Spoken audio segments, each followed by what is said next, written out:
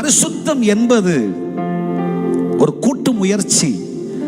பரிசுத்தத்தை தாரும் ஆண்டவரே, எனக்கு பரிசுத்தத்தை தாரும் ஆண்டவரே அப்படின்ட்டு ஜெபிக்கிறதுனால பரிசுத்தம் வரப்போறது இல்லைங்க. கைகளை தட்டி கர்த்தருக்கு ஸ்தோத்திரம் பண்ணுங்க.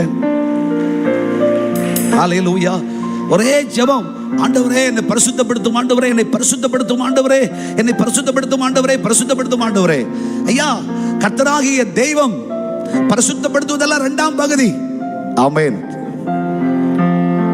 நீங்கள் பரிசுத்தராயிருங்கள். ஹல்லேலூயா. பரிசுத்தம் கர்த்தராகிய தேவனும் மனிதனும் இணைந்து செய்கிற ஒரு கூட்டு முயற்சி தான் பரிசுத்தமான வாழ்க்கை.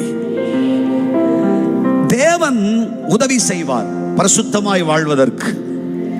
ஆனால் மனிதன் என்ன செய்ய வேண்டும் என்றால், பரிசுத்தமாய் வாழ்வதற்கு சில கடினமான தீர்மானங்களை செய்ய வேண்டும்.